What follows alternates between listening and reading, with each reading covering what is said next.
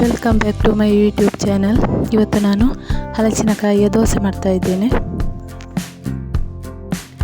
ಇದನ್ನು ಹೇಗೆ ಮಾಡುವುದು ಅಂತ ನೋಡುವ. ಅದಕ್ಕಿಂತ ಮುಂಚೆ ನನ್ನ ಚಾನಲನ್ನು ಸಬ್ಸ್ಕ್ರೈಬ್ ಮಾಡದವರು ಸಬ್ಸ್ಕ್ರೈಬ್ ಮಾಡಿಕೊಳ್ಳಿ. ಕ್ರಿಸ್ಪಿಯಾಗಿರುವಂತಹ ಹಲಸಿನಕಾಯಿ ದೋಸೆ ಮಾಡಲಿಕ್ಕೆ ಬೇಕಾಗಿರುವಂತಹ ಇಂಗ್ರೀಡಿಯೆಂಟ್ಸ್: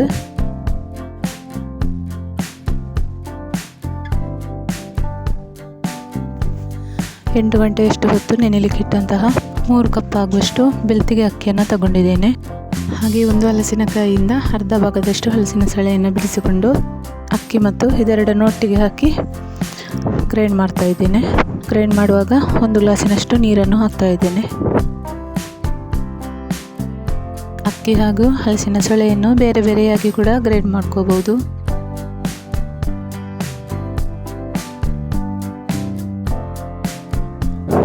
ನೈಸಾಗಿ ಗ್ರೈಂಡ್ ಮಾಡಿ ಆಗಿದೆ.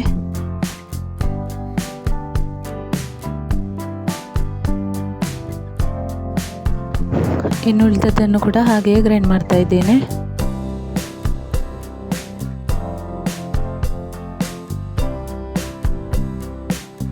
ಇನ್ನಿದಕ್ಕೆ ನೀರು ಅಂತ ಸೇರಿಸಲಿಕ್ಕಿಲ್ಲ. ಇನ್ನು ರುಚಿಗೆ ತಕ್ಕಷ್ಟು ಉಪ್ಪನ್ನು ಹಾಕ್ತಾ ಇದ್ದೇನೆ.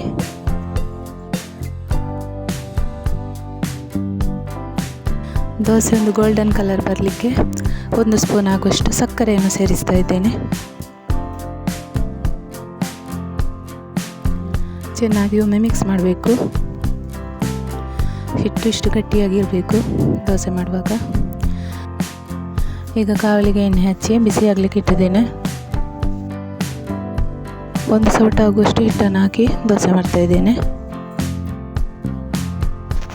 ದೋಸೆ ತೆಳುವಾಗಬೇಕಾದ್ರೆ ಹೀಗೆ ಮಾಡ್ಕೋಬೇಕು.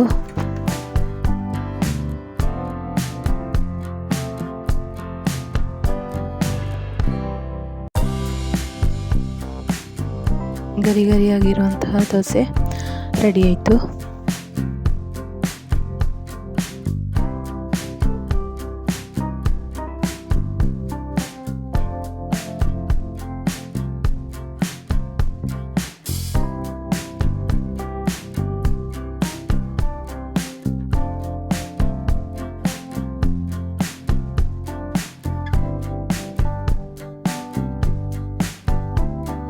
ಹಾಗೆ ಉಳಿದ ಎಲ್ಲ ಹಿಟ್ಟನ್ನು ದೋಸೆ ಮಾಡ್ತಾ ಇದ್ದೇನೆ.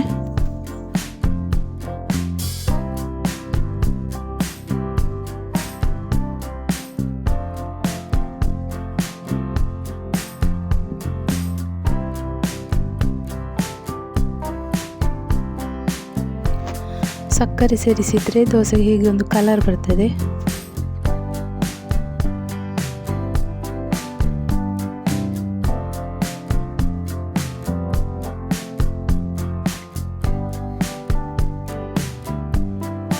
ದೋಸೆ ತೆಳುವಾಗಿ ಕೂಡ ಬಂದಿದೆ, ಹಾಗೆ ಕ್ರಿಸ್ಪಿಯಾಗಿ ಕೂಡ ಉಂಟು.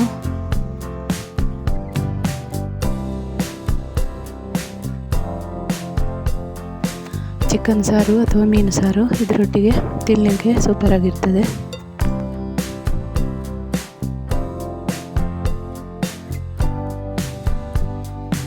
ಇನ್ನೊಂದು ರೆಸಿಪಿಯೊಂದಿಗೆ ಮತ್ತೊಂದು ವಿಡಿಯೋದಲ್ಲಿ ಸಿಗ್ತೇನೆ. Thank you for watching.